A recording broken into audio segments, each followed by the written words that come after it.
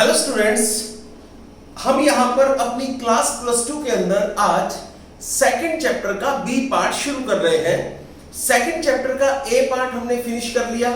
Second chapter के ए part के numericals मैंने कुछ आपको बता दिए, कुछ न्यूमेरिकल्स आपको खुद से ट्राई करने हैं।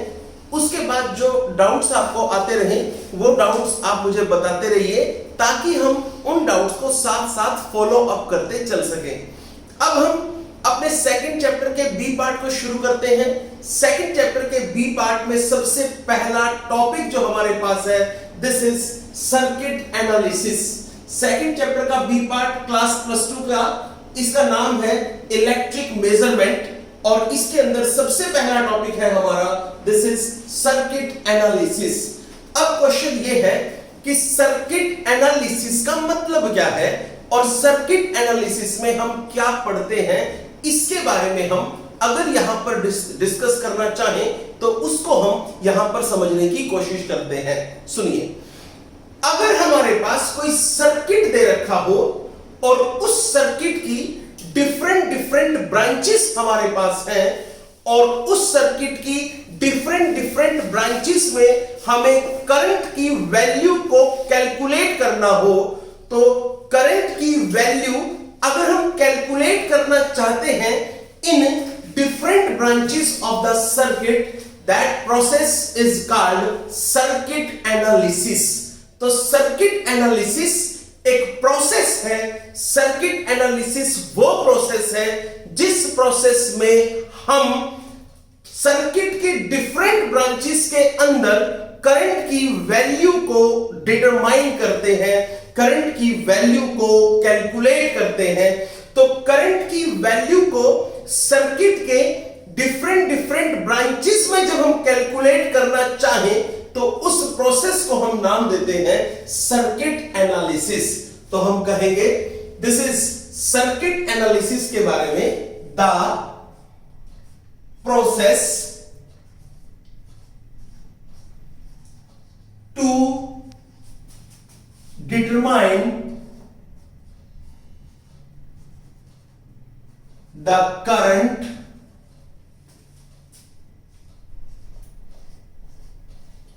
in different branches of circuit. This is the process to determine the current in different branches of circuit. Circuit की डिफरेंट ब्रांचेस में अगर हम लोगों को करंट कैलकुलेट करना है तो उसके लिए हमारे पास यहां पर सर्किट एनालिसिस बनता है। सर्किट एनालिसिस को पढ़ने के लिए हम लोगों ने अपनी तरफ से कुछ टर्म्स बना रखी हैं। हम उन टर्म्स को पहले पढ़ेंगे, उन टर्म्स को समझेंगे। आफ्टर दैट उन टर्म्स को हम इस चैप्टर में बार बार यूज करते रहेंगे, फ्रीक्वेंटली यूज करते रहेंगे। उस समय फिर मुझे आपको यह नहीं बताना पड़ेगा कि यह टर्म क्या है, मैं आपको वो टर्म पहले से ही बता देता हूं। सबसे पहली बात, यहां पर इसके अंदर जो हमारे पास जो अलग अलग टर्म्स हम यूज करेंगे, पहली टर्म आती है दिस इज इलेक्ट्रिक नेटवर्क। सो पहली बात यहां पर आई है इलेक्ट्रिक नेटवर्क। तो आप सबसे पहले देखिए इलेक्ट्रिक नेटवर्क क्या है, इलेक्ट्रिक नेटवर्क में हम क्या पढ़ते हैं, इसके बारे में हम यहां पर बात करनी शुरू करते हैं। इलेक्ट्रिक नेटवर्क, अगर हम कभी एक सिस्टम ले जिस सिस्टम में हमारे पास कॉम्प्लिकेटेड सिस्टम हम ले, और कॉम्प्लिकेटेड सिस्टम किसका, इलेक्ट्रिकल कंडक्टर्स का। अगर हम इलेक्ट्रिकल कंडक्टर्स का एक कॉम्प्लिकेटेड सिस्टम ले तो उस complicated system of electric conductors हम नाम देते हैं इलेक्ट्रिक नेटवर्क। तो हमारा टॉपिक बनता है what do you mean by the electric network. Electric network का मतलब है the complicated system of electrical conductors. Electrical conductors का जो कॉम्प्लिकेटेड सिस्टम हम यूज करते हैं, that is called electric network. तो यहां पर बनता है the electric network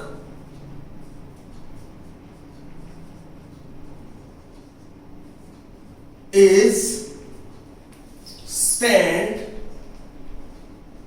for the term electric network is a stand for a complicated system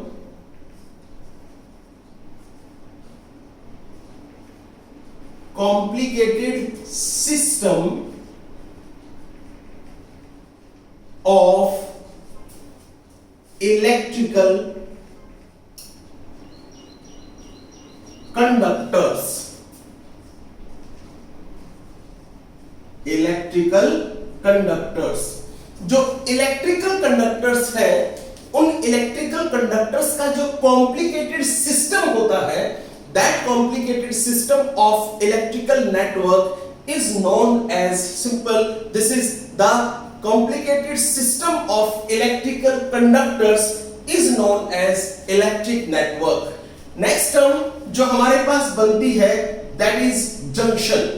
अगर हम डिस्कस करें तो देखिए जंक्शन हमारे पास क्या है, जंक्शन में हम क्या पढ़ते हैं, तो सुनिए ध्यान से। जंक्शन किसी भी इलेक्ट्रिक सर्किट के अंदर एक ऐसा पॉइंट होता है जहां पे दो या दो से ज्यादा कंडक्टर आपस में मीट करते हैं, दो या दो से ज्यादा कंडक्टर्स आपस में जहां एक दूसरे को ज्वाइन करते हैं, उसको हम नाम देते हैं, दिस इज कॉल्ड जंक्शन। तो क्या कहोगे जंक्शन के बारे में? जंक्शन की definition, it is says that any point in an electric circuit where two or more than two conductors are joined together, जहां पर दो या दो से ज्यादा कंडक्टर्स आपस में इकट्ठे मिलते हैं, उस जगह को हम नाम देते हैं इलेक्ट्रिक सर्किट। यहां पर सॉरी, उस इलेक्ट्रिक सर्किट में उस जगह को हम नाम देते हैं जंक्शन। तो क्या कहोगे जंक्शन के बारे में? Any point in N electric circuit where two or more conductors are joined together, where two or more conductors are joined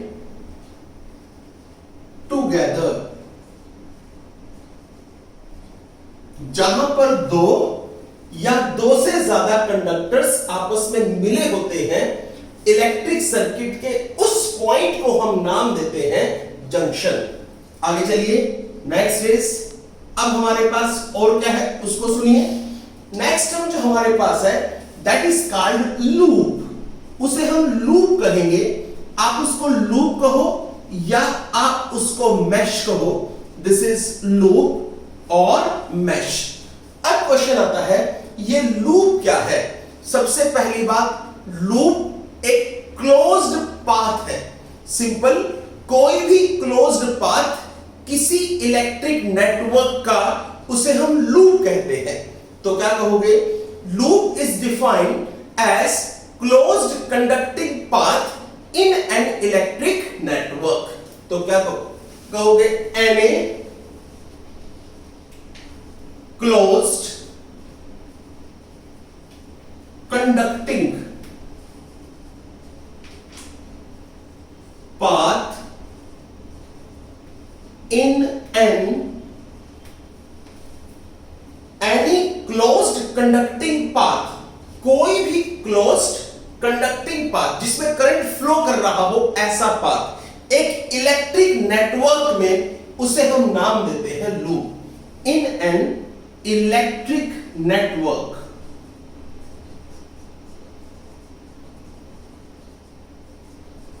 is called loop, उसे हम लूप कहेंगे। आगे चलिए, नेक्स्ट और हमारे पास क्या है उसको सुनिए। Next is next topic is branch. अब क्वेश्चन आता है ब्रांच क्या है और ब्रांच के अंदर हम क्या पढ़ेंगे, इसके बारे में भी हम यहां पर डिस्कस कर लेते हैं।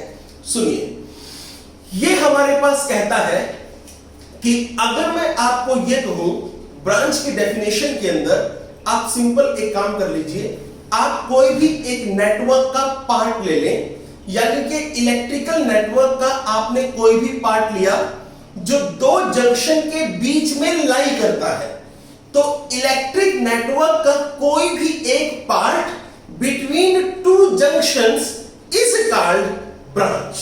तो क्या कहोगे, a branch is defined as any part of the network that lies between two junction. तो किसी भी इलेक्ट्रिक नेटवर्क का कोई एक पार्ट, वो पार्ट इलेक्ट्रिक नेटवर्क का जो दो जंक्शन के बीच में लाई करता है, इलेक्ट्रिक नेटवर्क का वो पार्ट जो किन्हीं दो जंक्शन के बीच में लाई करेगा, उसे हम ब्रांच का नाम देते हैं। तो क्या कहोगे, a branch is defined as a part of network between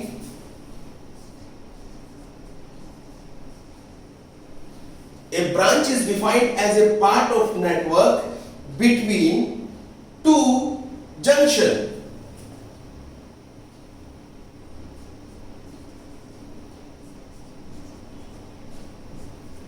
between two junctions. तो दो जंक्शन के बीच में अगर हम नेटवर्क का एक पार्ट ले लें, तो नेटवर्क के उस पार्ट को जो हमने दो जंक्शन के बीच में लिया है, that will be name as branch.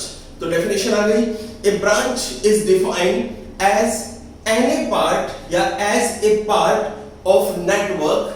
Part of network वो कहां पर लाई करता है, बिटवीन टू जंक्शंस, जंक्शन के बीच में। ये हमारे पास कुछ छोटी छोटी टर्म्स हैं, वो आपको याद रखनी है। इसके बाद हम आते हैं अपने टॉपिक पे, जो हमारा यहां पर टॉपिक बनता है। This is Kirchhoff's law.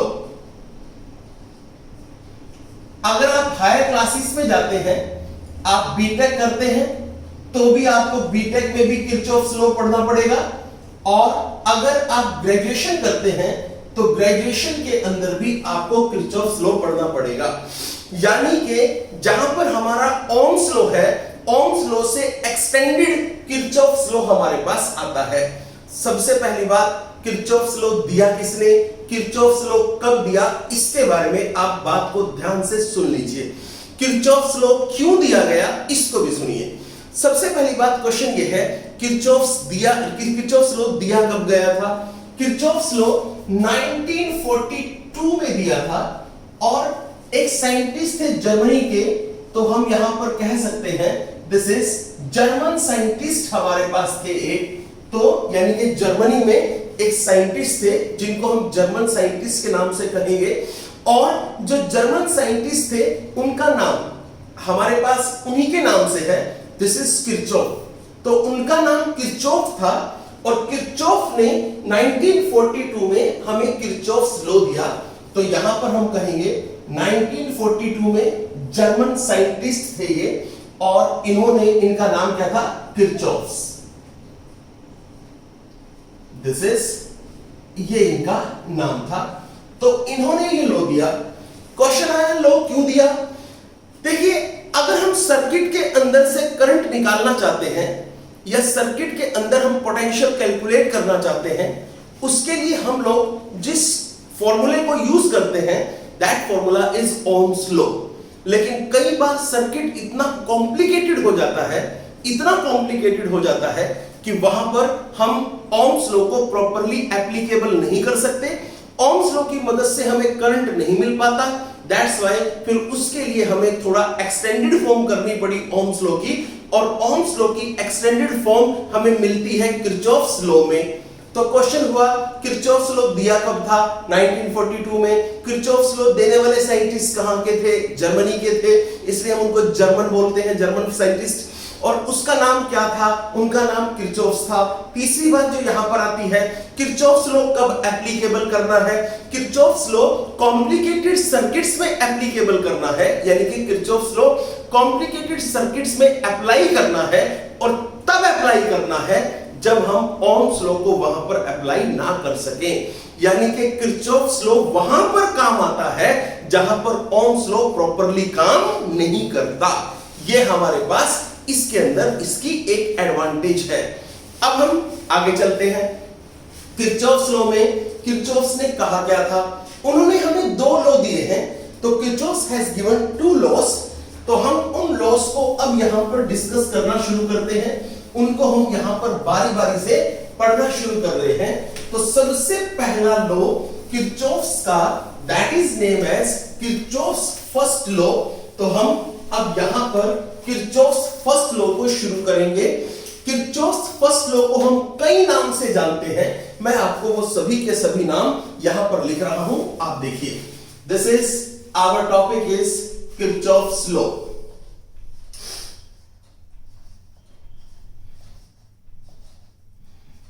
Kirchhoff's law, अगर हम किरचॉफ्स लॉ को पढ़ें तो किरचॉफ्स लॉ में सबसे पहला लॉ हमारे पास आता है फर्स्ट लॉ। इसको हम किरचॉफ्स फर्स्ट लॉ के नाम से जानते हैं। इसको हम जंक्शन लॉ भी कहते हैं। This is also name as junction law. इस लॉ को हम यहां पर अगर सबसे आसान इसका नाम याद रखना है, that is also name as point law. हम इसको पॉइंट लॉ के नाम से भी जानते हैं। तो दूसरी बात, हम इस लॉ को किरचॉफ्स फर्स्ट लॉ कहते हैं, हम इसको जंक्शन लॉ भी कहते हैं, हम इसको पॉइंट लॉ भी कहते हैं, और हम इसको करंट लॉ के नाम से भी जानते हैं। This is Kirchhoff's first law. ये इसके कई सारे नाम हैं। तो चलिए हम देखते हैं किरचॉफ्स फर्स्ट लॉ में किरचॉफ्स ने हमें क्या कहा, उसके बारे में हम बात करते हैं। मैंने आपको कुछ बातें पहले ही बता दी हैं। मैंने बता दिया कि किरचॉफ्स लॉ कब एप्लीकेबल यहां पर होगा, जब ओम्स लॉ प्रॉपरली अप्लाई ना हो सके, तो उस टाइम पे हमें, यानी कि सर्किट इतना कॉम्प्लिकेटेड हो जहां पर रिजल्ट हमें ओम्स लॉ की मदद से ना मिल सके, उस केस में हम किरचॉफ्स लॉ को अप्लाई करते हैं। किरचॉफ्स के दो लॉ हैं। पहला नाम है, this is Kirchhoff's first law. हम इसको किरचॉफ्स लॉ में फर्स्ट हुआ, first law. This is also name as junction law, also name as point law, also name as current law. Now आगे चलते हैं। ये लॉ हमें कहता क्या है? इस लॉ के अंदर हमें सबसे पहली बात यह कही गई है कि अगर आपके पास, आपने किसी सर्किट में कोई जंक्शन ले लिया हो, अब आपको याद होना चाहिए जंक्शन क्या होता है। तो हम लोगों ने जंक्शन पढ़ा, क्या था जंक्शन? जंक्शन हम किसी भी पॉइंट पर निकाल सकते हैं। तो जंक्शन किसी पॉइंट पर होगा। क्या पढ़ा था? Junction at any point in an electric circuit where two or more conductors are joint together. यानी कि जंक्शन इलेक्ट्रिक सर्किट के अंदर एक वो पॉइंट होता है जहां पर दो या दो से ज्यादा कंडक्टर आपस में ज्वाइन करते हैं, that is name as junction. तो इसने क्या कहा अब जंक्शन लॉ में कि अगर आपने किसी सर्किट में कोई जंक्शन लिया है, यानी कि आपने किसी सर्किट, इलेक्ट्रिक सर्किट के अंदर आपने कोई ऐसी जगह ली जहां पर दो या दो से ज्यादा या तीन या चार या पांच कंडक्टर्स आपस में एक जगह पे मिलते हो, that will be name as junction, जहां पर वो आपस में मिलते हैं।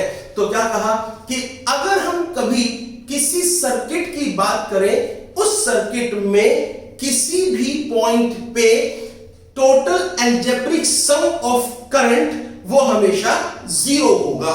तो क्या कहा उन्होंने? कहा कि किसी भी सर्किट की बात कर लो, किसी भी सर्किट में अगर आप कोई जंक्शन ले लें, तो उस जंक्शन पे किसी भी पॉइंट पे, हम ऐसा कह सकते हैं, किसी भी पॉइंट पे किसी सर्किट के किसी जंक्शन में total algebraic sum of current at any point will be 0। आप इसको थोड़ा सा प्रॉपर अगर लिखना चाहें तो आप इसको लिख सकते हैं। क्या है उसको देखिए। इसने कहा according to this law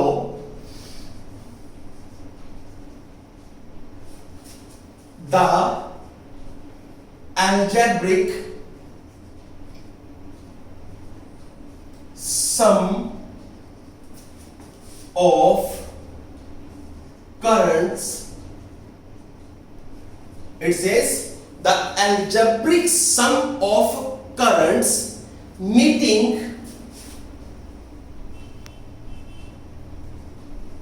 at any point, meeting at any point, क्या कहा? The algebraic sum of currents meeting at any points, या meeting at any point कहो, ऐसा भी कह सकते हो, और at junction, at a junction। इसीलिए इसको जंक्शन कहा तो जंक्शन लो दिया, पॉइंट कहा तो पॉइंट लो भी इसका नाम है। तो हमने क्या कहा?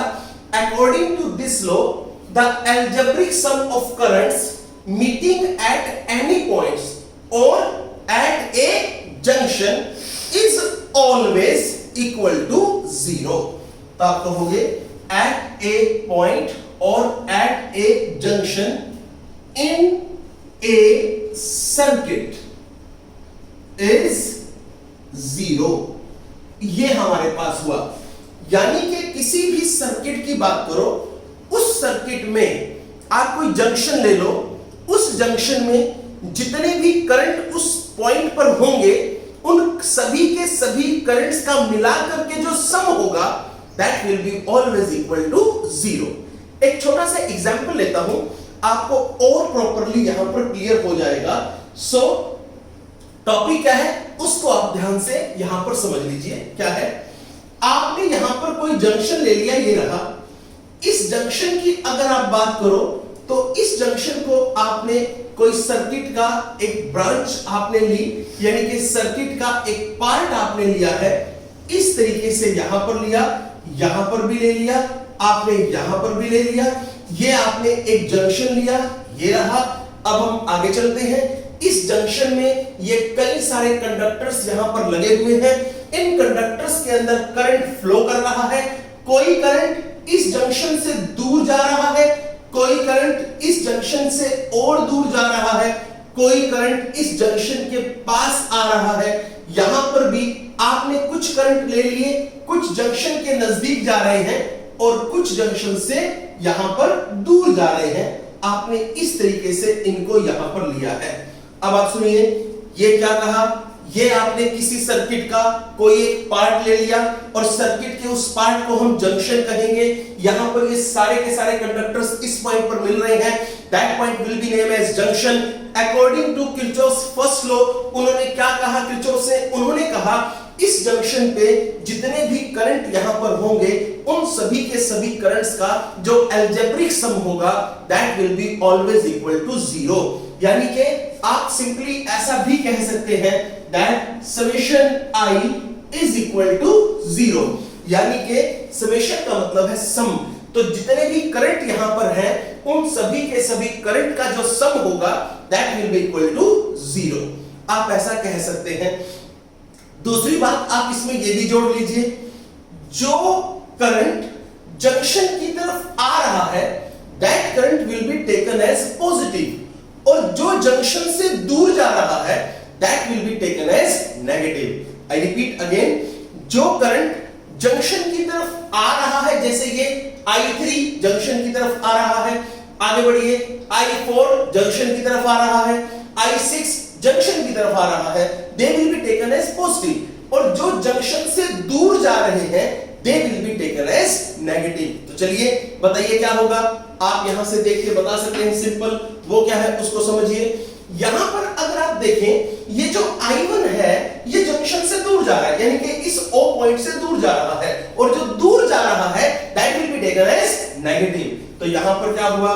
पहला आपने लिखा -I1, दूसरा भी दूर जा रहा है दिस इज -I2।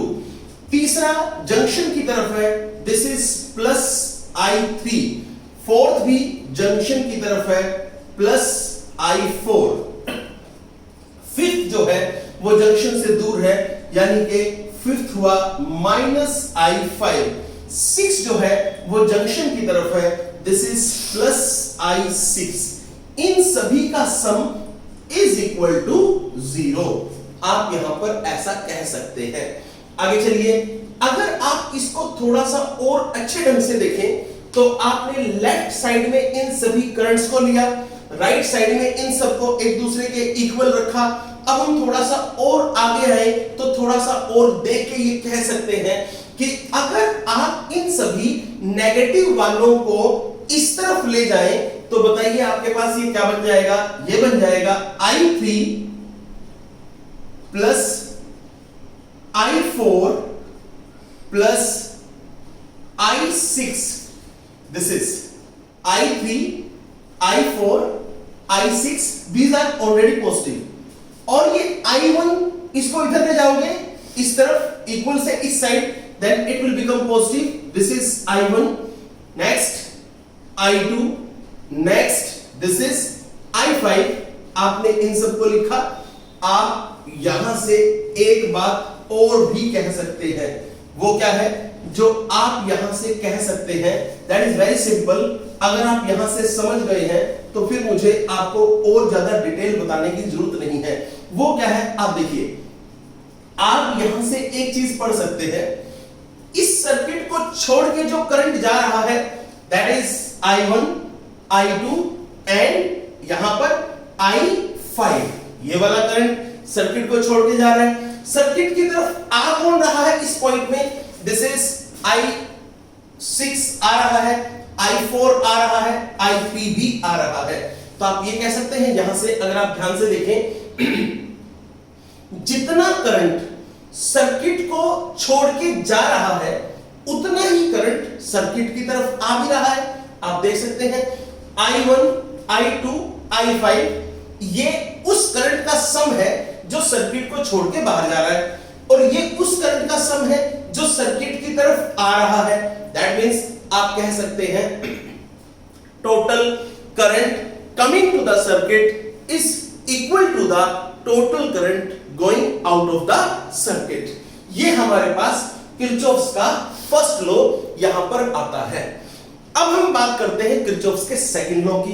जरा समझिए, किरचॉफ्स का सेकंड लॉ हमारे पास क्या है, उसको भी यहां पर मैं प्रॉपर्ली एक्सप्लेन करने की कोशिश कर रहा हूं। आप उसको ध्यान से समझते रहिए। ये वाला लॉ हमारे पास कंप्लीट होता है किरचॉफ्स फर्स्ट लॉ। अब हम बात करते हैं किरचॉफ्स के सेकंड लॉ की।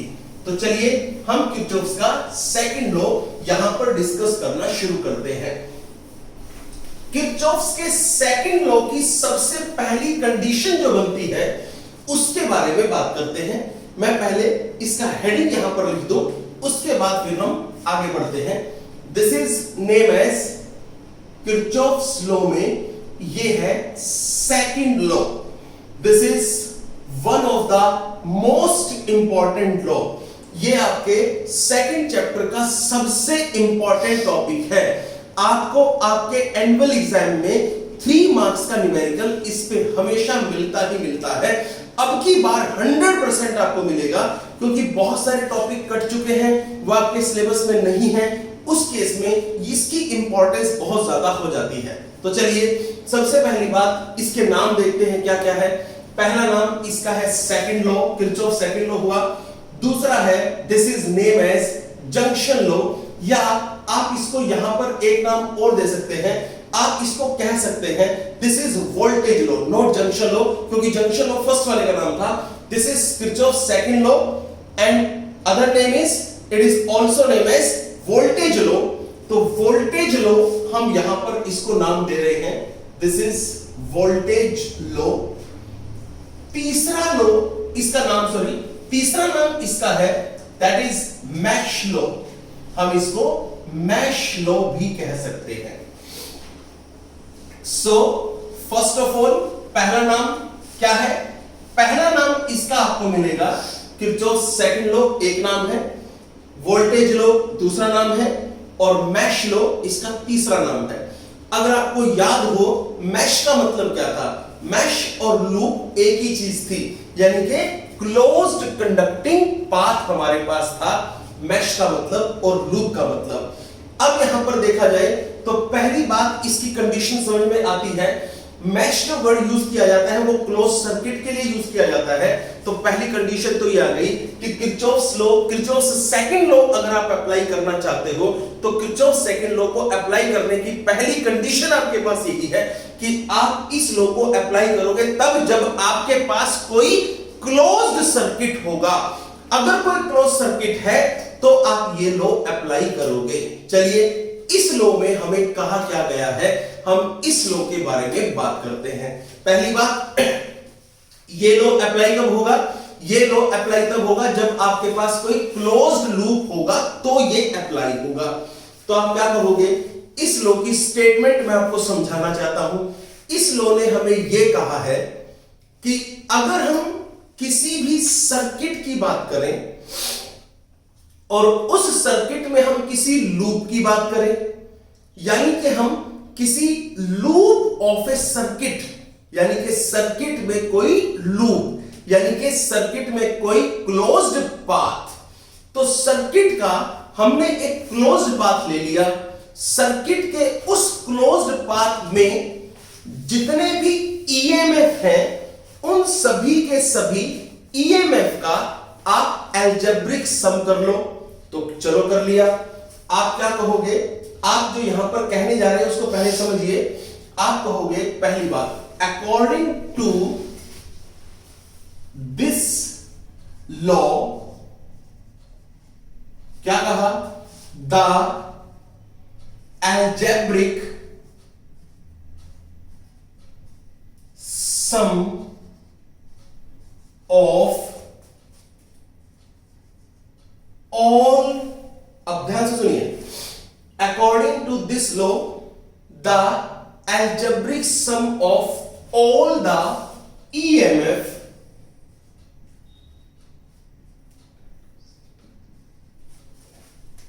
in any loop of a circuit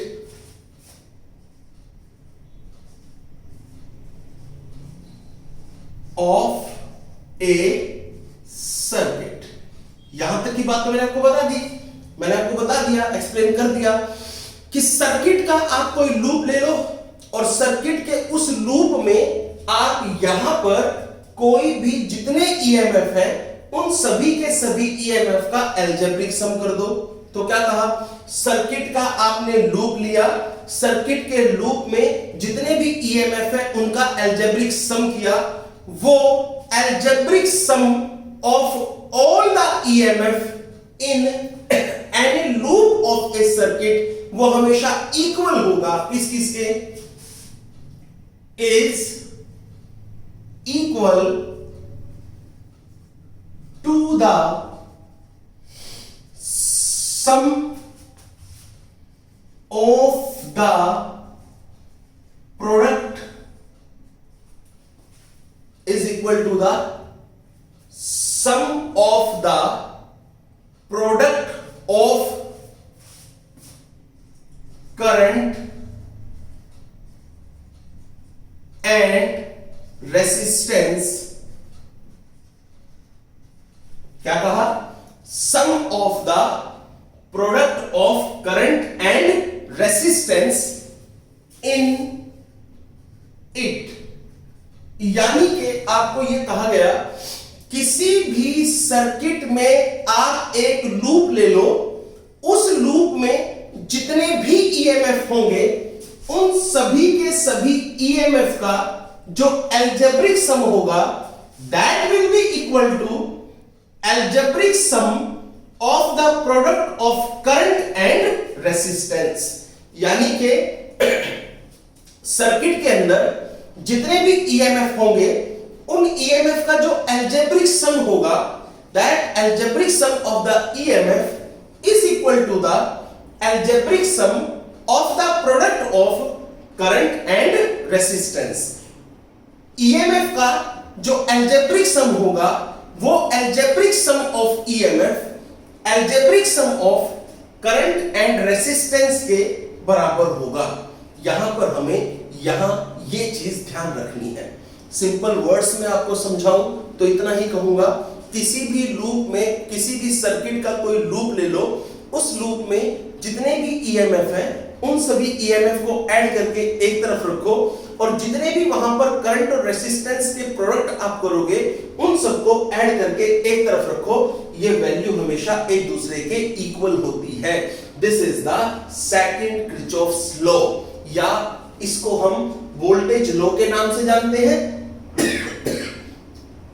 इसको हम मैश लॉ के नाम से भी जानते हैं। अब हम इसके अंदर जो कंडीशंस है उसके ऊपर अप्लाई करते हैं। इसके अंदर पहली कंडीशन ये है कि आप कभी भी जब ये लॉ अप्लाई करोगे तो आपको क्लोज लूप लेना है। दैट क्लोज लूप में बी क्लॉकवाइज और एंटी क्लॉकवाइज। तो आप कह सकते हो एनी डायरेक्शन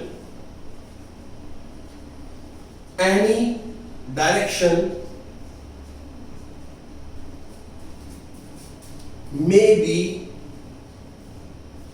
taken।